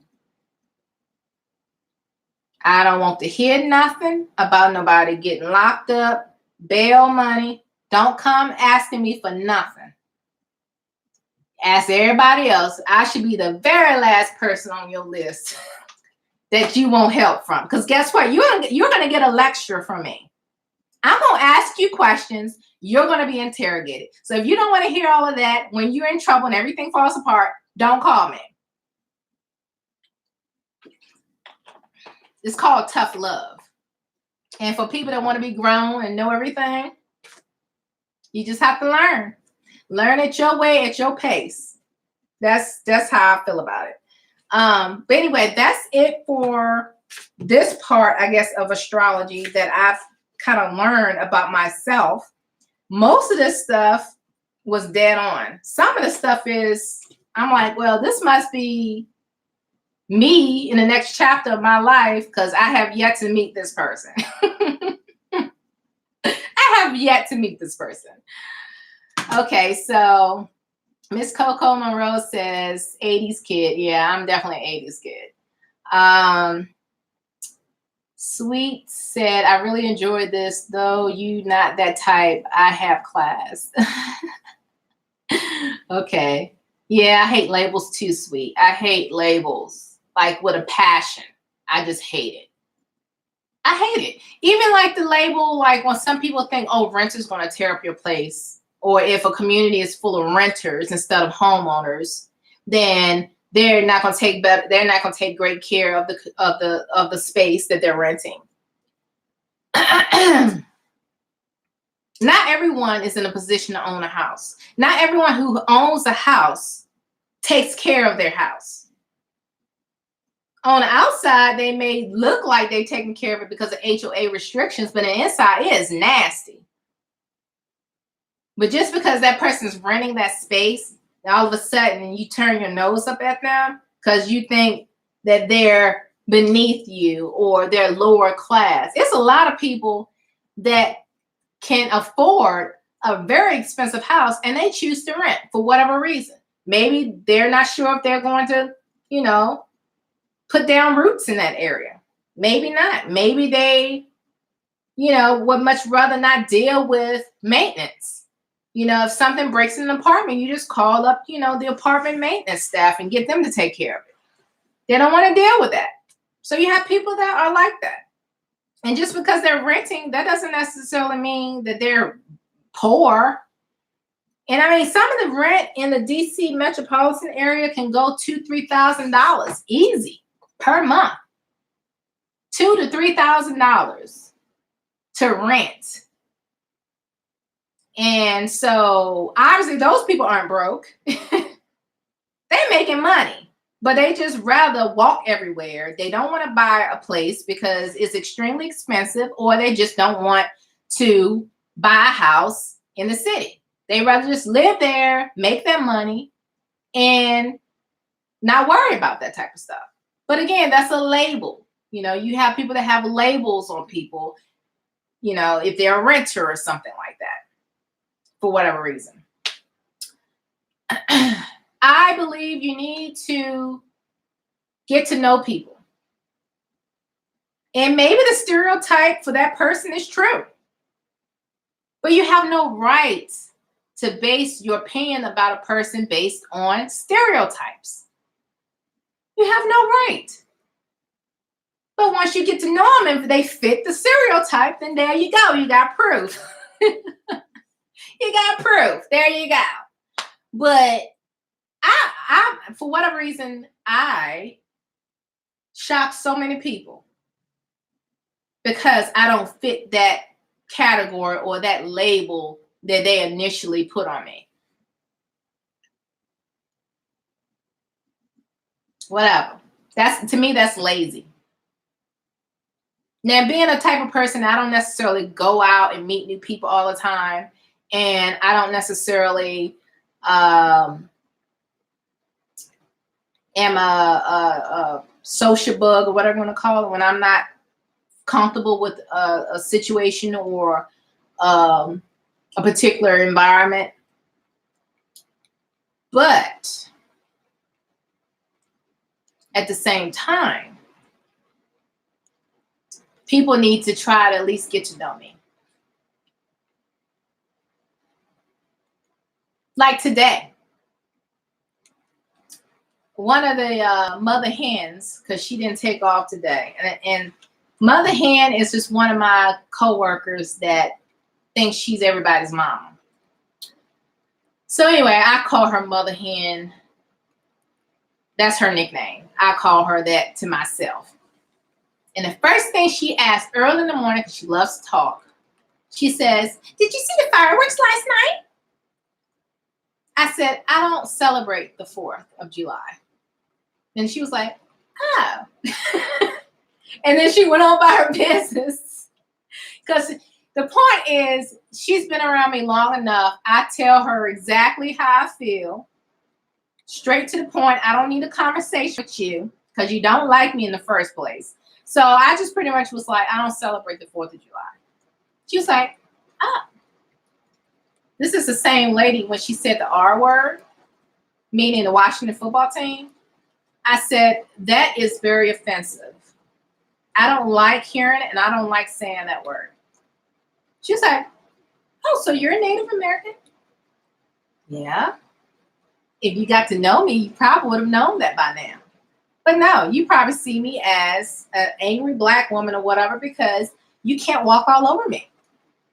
And I'm not going to allow you or anybody else to. Sorry. I am not in a position, and I choose not to be in a position to make other people feel comfortable when I walk in a room. That's your problem. If you're not comfortable with someone like myself and you don't even know me, that's your insecurity. That's your problem. That's something you need to work on. And it probably will never happen because I'm talking about a person that's up in age and she's probably about to retire in another 5 years. I wish her luck. I hope it all works out for her. Bye-bye. But anyway, let me see what else you guys are saying. No control zone. She is talking good. The setup on the label. They got it twisted about nice sweets. Yep. Mm-hmm. How much houses cost in the U.S.? Hi, conspiracy cats. It depends on where you live in the United States. If you live near a metropolitan area, the cost of living is significantly more expensive. However, I believe New York City, LA, Washington, D.C. area are the top 3, or San Francisco too. The top 4 cities, places that are very expensive to live. But I think on average, nationally, the average home price, maybe a single family house, detached, it's not a townhouse or whatever. I want to say the average is probably $300,000, maybe $400,000 average. I could be off a little bit because I live in the DC metropolitan area and everything is so expensive, right? In this area, it depends on the neighborhood. It depends on crime and all that too. Because obviously people with money don't want to live in a crime-infested neighborhood where the schools suck and the hospitals suck, right? If they are wealthy, they're going to live in the best of the best. Creme de la creme, right? And so I would say Loudoun County is one of the most affluent counties in the United States. Loudoun County is in Northern Virginia. And the average house value is, I want to say $500,000 or $600,000. And that's not a lot of house. And sometimes those are townhouses. They're not single family houses. They're townhouses. And you know, you get a decent townhouse, it can run you about $500,000, roughly. A nice size one, like over 2,000 square feet. So yeah, no yard, barely a little plot of land. The land is very expensive because of the location, right? So it depends. Wherever the jobs are, like high paying jobs, it's guaranteed that wherever the high paying jobs are, the cost of living is insane. Yeah, California, I've heard about you guys. San Francisco, LA, San Diego. Yeah. I've heard of attorneys, right? Making six figures, living out their cars. That's crazy. You have attorneys, people that went to school, probably these prestigious schools. Their student loans probably well over $100,000. They're making six figures, but yet they're living out their cars? That's crazy. That is crazy. Yeah. I work for a home builder, and depending on where the builder is trying to purchase lots from a developer, the land could be $200,000, $300,000. Just the land. They haven't even broken ground yet. Just the land. The land is, yeah, can be very expensive. So yes, sweet. Land can start like $250,000 by itself. And I'm gonna say this and then I'm gonna have to go, okay? I've been researching property in Outer Banks, in particular Hatteras Island, which is south of Nags Head and Kitty Hawk, if you're familiar with Outer Banks in North Carolina. And the sound side, you have the ocean side, Atlantic Ocean, and then you have the side of the island that's the sound side, or sometimes they call it the bay. But in that area, they call it the sound. The sound side properties, sound front, meaning there's no obstruction between your property and the sound, the edge of the water or whatever. If it's about a quarter of an acre of land, the land itself runs about $168,000 for a quarter of an acre. On the ocean side, it's probably double that. I didn't really look at the ocean side because it's so expensive. And the thing is, I don't even know why people want the ocean side when it comes to safety. You're safer apparently on the sound side when it comes to the winds, the hurricanes that come through. And if you're higher up on the ridge, and you have the trees surrounding your property, then you have less your house is not going to fall apart versus, let's say, it being condemned if you're on the ocean side. I mean, the house is like this one house. I love this one house. This house is called the Safari House, by the way. That's what they named it. And an investor actually owns this property. It's not owned by just Mr. and Mrs. Smith or whatever. But anyway, this house is on about a quarter of an acre, and the actual structure of the house is worth $400,000-something. If that same house was on the ocean side, oceanfront, it would have been well over $1 million. So location is everything. And again, with Hatteras Island, which is again the Outer Banks, the ocean side, the property is more expensive, but they get the brunt of the storms. When that hurricane comes through, they get hit hard. And a lot of those houses sometimes get condemned. Them beach houses, they call them McMansions, like McDonald's. They call them McMansions. And those houses are like 8, 9 bedroom houses, 7, 8 bedrooms, pool, all this, oceanfront, gorgeous. But again, land can run you, depending on the location, can run you a lot of money. I mean, they have land now up for sale, vacant lots on the Sound side for like $150,000. Oceanside, double it. So, yeah, Outer Banks. I went there back in April of this year. Spent a few days there. And I went back in October of last year. Actually lucked out because there was a hurricane that came through. I think it was Hurricane Michael, I think. Like a week before I went there. It was a last minute trip. A week before I went there. And so if you hear something in the background, it's actually thundering. So I'm going to have to get off, like for real. But yeah, so I am seriously thinking about purchasing property down there. I'm going to say this. I just recently found out about this section of the Outer Banks, and you have Roanoke Island, and there is African, Black, American, or whatever presence there on the island. They have a lot of history there.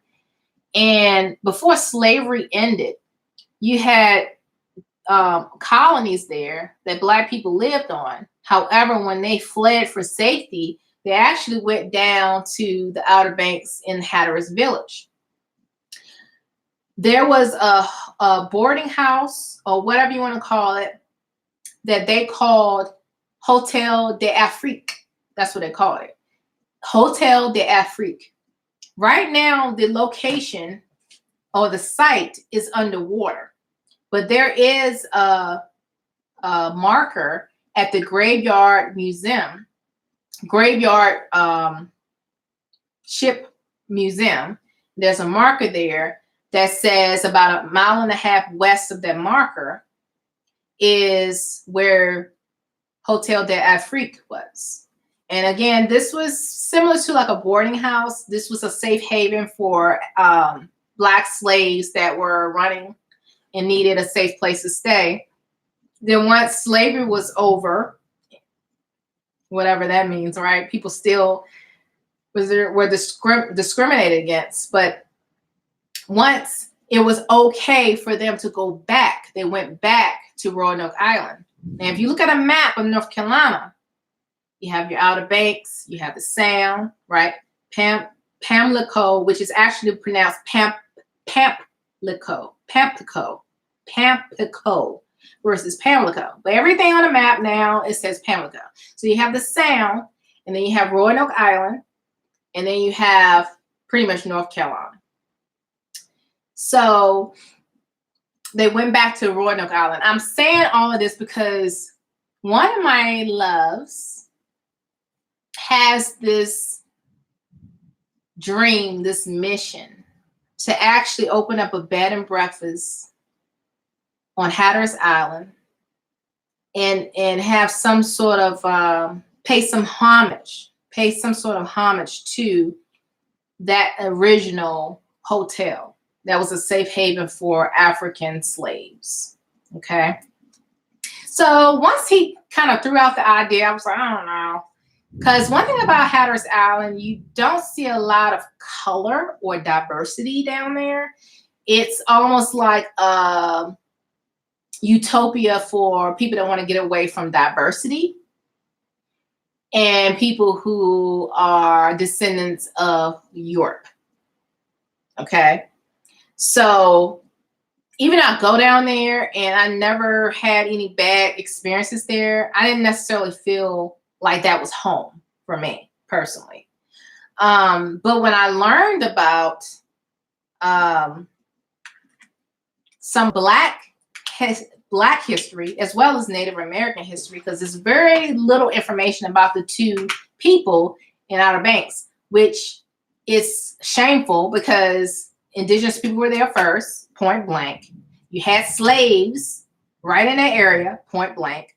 They contributed to the area, point blank. But yet when you drive down the Route 12, because 12 takes you all the way down to, you know, the lower parts of the Outer Banks. It's pretty much the only main road on the Outer Banks. And I don't see any reflection of that. None. If anything, you'll see a lot of references to African Black slaves, history and stuff like that on Roanoke Island, but not the rest of the Outer Banks. So when I learned about that, went to the marker, figure out where Hotel de Afrique would have been, which again is underwater now. And he brought that to my attention, trying to possibly bring more diversity to Hatteras Island. I started thinking about that thing, and then that's when that analytical cap came on, and I started to envision my vision. Like that one house I was telling you about, which is called Safari House. That is a sound front, not ocean front, but sound front. So you see all the beautiful sunsets like every night or every afternoon. The sunsets are amazing off the Pamlico Sound. It just is gorgeous. And I was like, I could see myself living in the Safari House. That's my law of attraction side, right? But the other side is, okay, that would be awesome if there could possibly be like a boarding house / bed and breakfast, because that's what a bed and breakfast is. It's really a boarding house. And have it pay homage to those African slaves or anybody else that were like indentured or whatever, that were treated in such a way. And that particular place catered to those people, because not, as you should already know, there was a time, once upon a time, that people of color couldn't go anywhere they wanted to go. They couldn't stay anywhere they wanted to stay. They couldn't eat anywhere they wanted to eat. There were so many restrictions. And even though I could come and go as I please in the Outer Banks, but there's still that feeling that it doesn't feel like home to me. And I don't know if it's my place in my close love's fate, I should say, to be the trailblazers, to actually have a place, and not just some modest, humble little place. No, decked out, where you want to come down there just to stay at that bed and breakfast. You're learning something. You're learning more about the history of people of color in the Outer Banks and how they contributed to what we see as the Outer Banks right now. So they do have a Native American museum in Outer Banks, and I'm very connected with the people there. But when it comes to people of color, as far as Black folks, I'm like, I see a handful of people every so often, but it's rare. And I'm like, I don't know about making this home. But the idea was brought to me, and I'm like, you know what? You know what?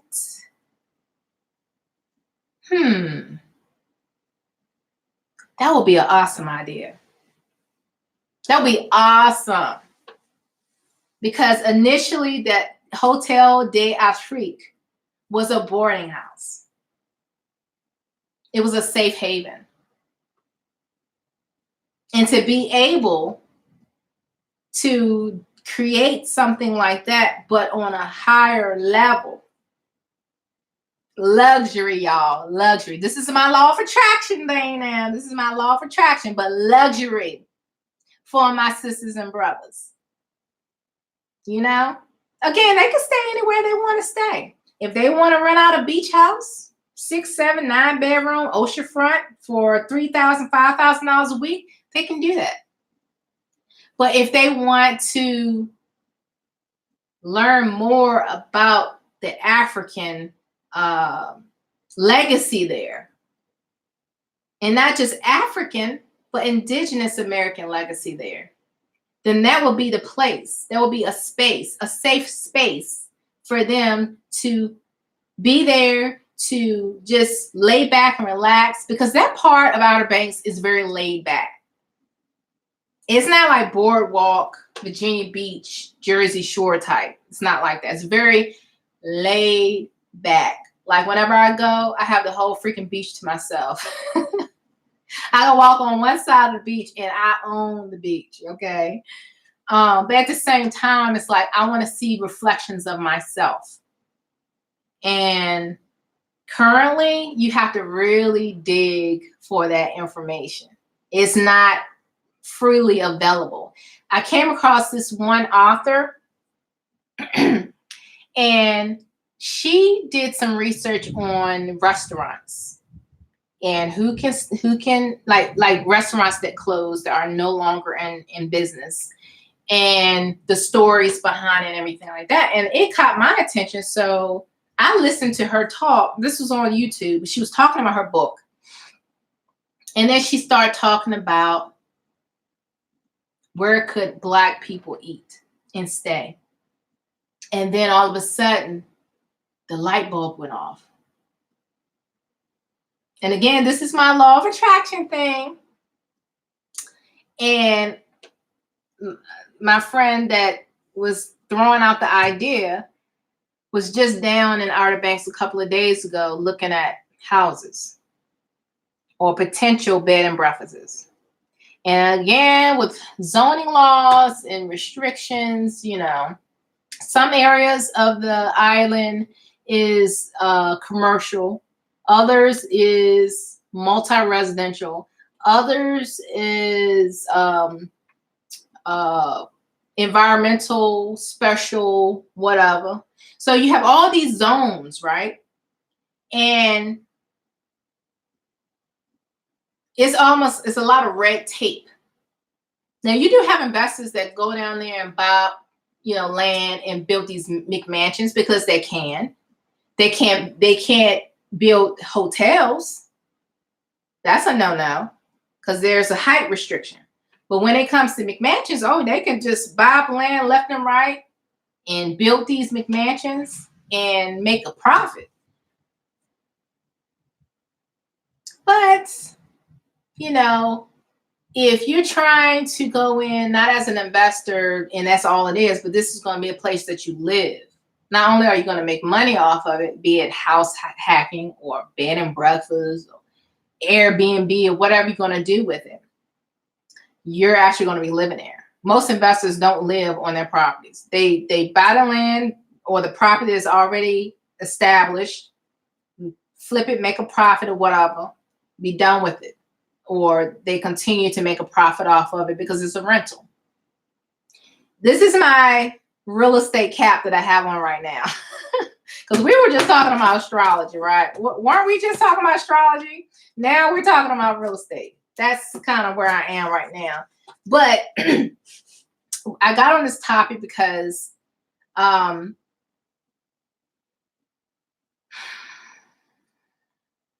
in the world did I get on this topic of talking about Hotel d'Afrique?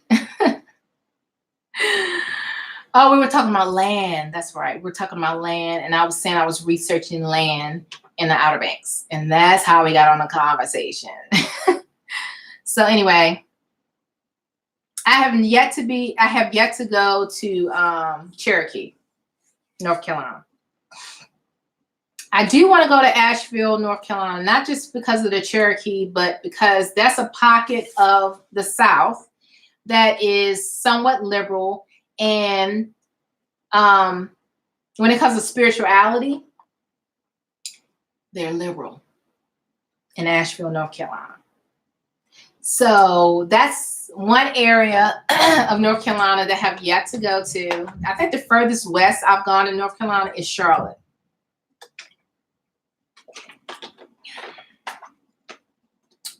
But anyway, that's it for this evening class.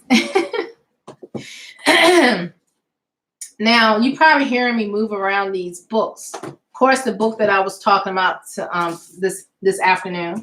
This is another book that I purchased that I have yet to read. It's about numerology, you know, learning your personal guide for life. Numerology is also important to me as well. I think this is a book that I can kind of read straight through, like a regular book. The astrology book, not so much. This was more of a study guide. This book, I think I can just read it straight through and able to understand. Numerology, again, I see numbers all the time, nonstop, every day. Some numbers more than others. So by me seeing these numbers over and over again, actually got me on this path to knowing more about my higher self and knowing more about creator, highest divinity, whatever name you want to put on it, source. That got my attention. When you keep seeing something over and over again and it's not normal, you start to seek it. You start researching it because it's trying to lead you on a path to your greatness, lead you to the path that you need to be on and stop being stagnant, right? Because it's safe and it's comfortable, it's familiar. Okay, nice chatting with you. Have a good weekend. Thanks again. Nice chatting with you too, Sweet and Miss Coco, Monroe, and Conspiracy Cats, and whoever else that might have mentioned something earlier in this conversation.